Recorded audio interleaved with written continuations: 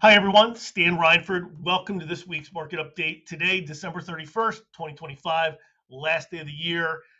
Before we get started, from the bottom of my heart, I want to wish everyone a happy, healthy, safe, and prosperous new year. And thank you so much for the opportunity to deliver this to you each and every week.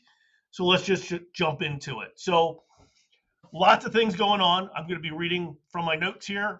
Pretty jam packed here. I'll try to get through it as quick as possible. Let me kind of educate you on the chart itself right now first, because we do have a lot of people that are joining new, and then we always have the questions that come up during the week. And again, thank you for all the great compliments, great questions, and great suggestions. Really appreciate it. So in the upper left-hand corner, the box to the left is the 30-year Treasury. The one in the center is the 10-year, and then to the right is the S&P 500. So the candlesticks down below, if you look all the way to the right, you'll see the date down there at the bottom. Today, it shows December 29th there. It's cut off on for today. But we are looking at the candlesticks. A green candlestick means that rates are getting better or lower or going sideways. A red one means that rates are getting worse or going up. So again, or going sideways. So keep that in mind. It is the reverse here, and just look at it as a reverse of a seesaw. So let's kind of jump into it. I had mentioned previously that everybody thought that the president was going to acknowledge who the pick was for the Fed chairman. However, they have not. They have now, in an interview from the other day that the president was in, is basically stating that he's not going to be announcing it until sometime in January. Now, here's one key thing that had not been thought of previously that is more than likely what's going to be happen is Stephen Moran's term ends January 31st. So if the president is picking either Kevin Walsh or Kevin Hassett, they would have to be named to the board of governors there to be able to be the next Fed chairman. So that could be what he's waiting for to be able to do that. So we'll have to wait and see what happens there. Yesterday's Fed meeting, the minutes came out and they were released. So a couple of key things that came out of that from a job standpoint, and the BLS initial jobless claims actually were reduced a little bit. However, that's not a bad thing. What happens this time of the year usually is they do go down a little bit because companies do not want to be Scrooge and start laying off employees prior to the holidays.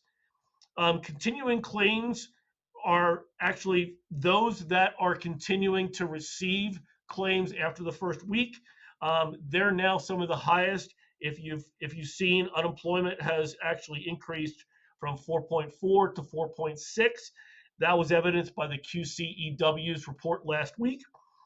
The other thing that happened recently is Yale hosted dozens of CEOs, and they surveyed them on the labor market.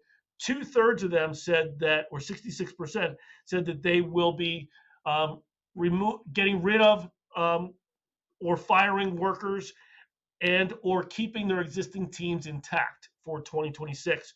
Only 1/3 of them said that they would actually be increasing. So overall, that's not exactly a good sign. So, and the other thing that's happening there is that the consumer appears to be pulling back from their subscriptions into things like media.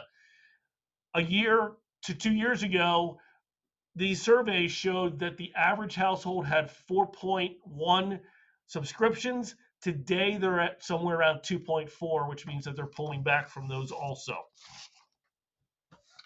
And if you remember back after the December 10th Fed meeting, it was announced that the Fed would be buying $40 billion per month of short-term bills, which doesn't necessarily reflect into lower mortgage rates, but they gave us more clarification also on this, that it's not going to be 40 billion a month for the next 12 months. It's going to be a total of 220 billion for the next 12 months.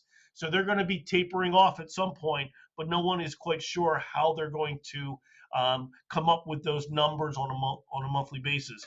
However, what's being thought is that Treasury Secretary Scott Bessent is going to figure out a way to utilize this to more than likely help mortgage rates a little bit. There's a possibility there. So we'll have to wait and see. In the housing market, as mortgage rates have been going down, pending home sales have been increasing nationwide. Now, remember what I've always said: national news is not local news. We're isolated here in the Pennsylvania, New Jersey area, and we've got many different areas. Some areas where values are holding their own, some areas where, people are still bidding over sales price, and then other areas where you're able to get, to come in and either get a little bit reduced price or obtain some assistance toward your closing costs. So there's a lot of different markets. What I can tell you is that overall, the appreciation is a little over, just under 2% for the last 12 months, which still shows that appreciation is happening, especially in our market. That what's happening is, if and when rates come down a little bit, it could push those numbers up a little bit more in appreciation. So if you're out there looking, more than likely now is a great time to jump in. So today, the market closes early at 2 o'clock. Tomorrow they're closed. Friday there's no news, so there's not a lot going on this week. Let's kind of jump into here. Again, I want to thank you and really appreciate from the bottom of my heart. Many of you are forwarding and referring this out to other people. I really, really appreciate that. So again, keep in mind, I help clients that are buying or refinancing, whether that's a primary residence, second home, or investment property. And whether or not you're looking at refinancing, debt consolidation, anything like that, home equity loans, renovations, if there's something that you need help with, please give me a call. Mortgage rates are staying for purchases, staying somewhere around that low 6% area. Second homes and investment properties are slightly higher. And if you're looking at refinancing is usually just a little bit higher.